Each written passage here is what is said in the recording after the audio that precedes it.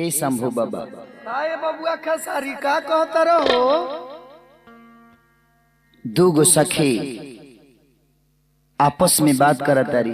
का करता रही हो? एक जनी कहा तारी कि ये सखी हाँ सैया जी रात मिले आई रहे गौना के पहले वहां के मिल के गईनी एगो ऐसन बात हमरा के कह के गवी कि हमारा पेट में सेट हो गई। बाप रे बाप पंकजवा रोज रात के धापा मारता। हाँ हाँ हाँ इहो के सेट ठीक है बा। ओ सखी से का कहतरी ए देख 1.5 लाख भाई तनी कुछ बजावा हो।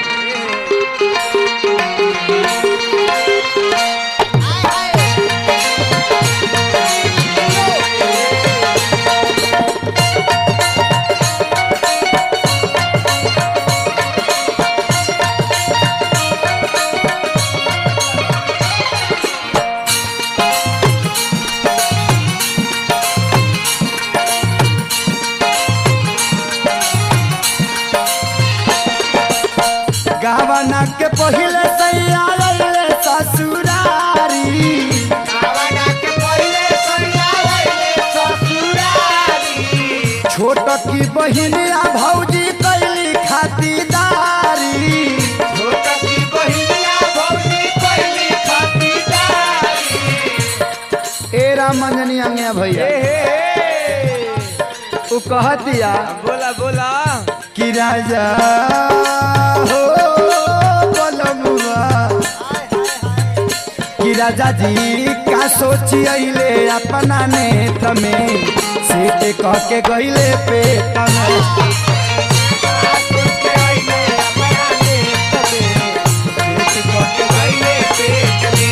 सैया का सोची अइले अपना नेत्र में सीट कह के गइले पेट में।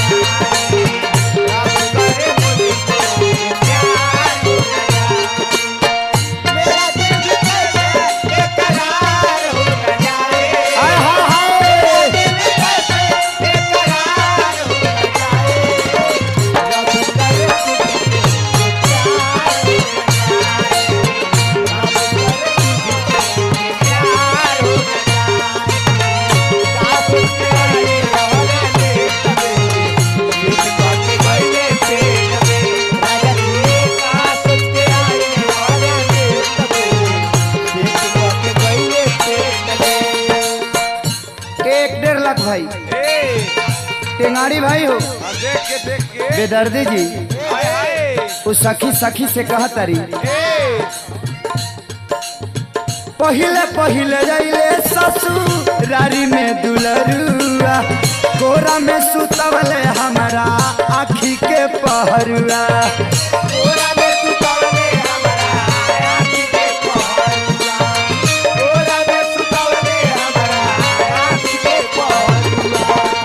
एगो तो गौना से पहले अइले पहले जाइले ससुरारी में दुलरुआ कोरा में सुतवले हमारा जिंदगी के पहरुआ।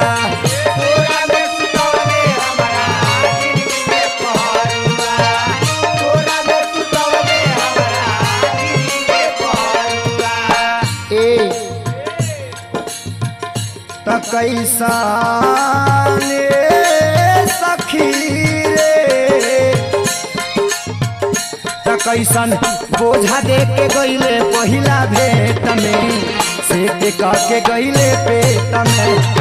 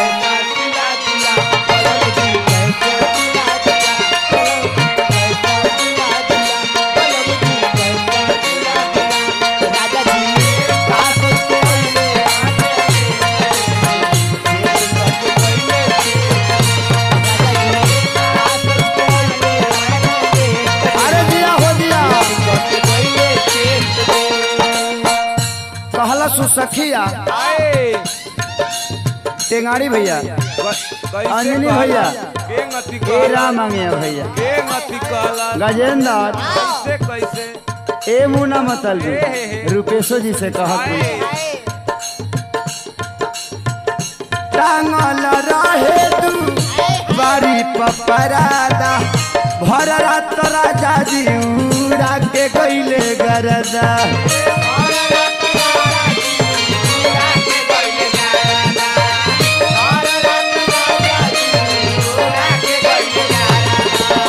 ए सखी टांगल रहे तू बारी पपरादा भर रात सैया उड़ा के गईले गरदा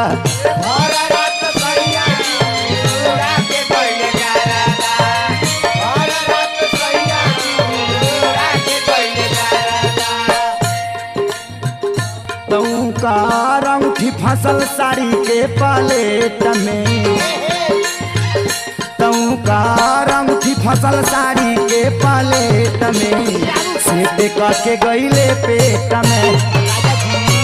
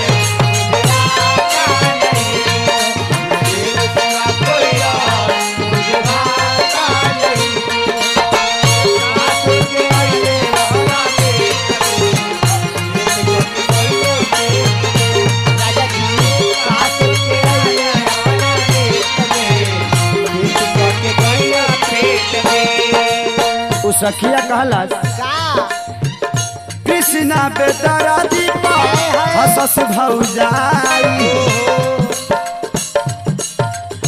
का सोची है सासू खबर ससुरा में जाई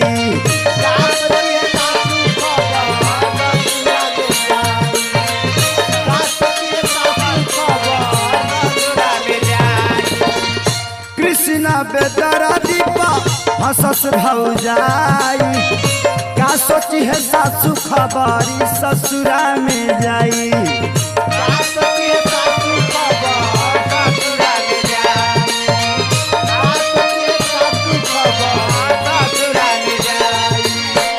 खेसारी सखी रे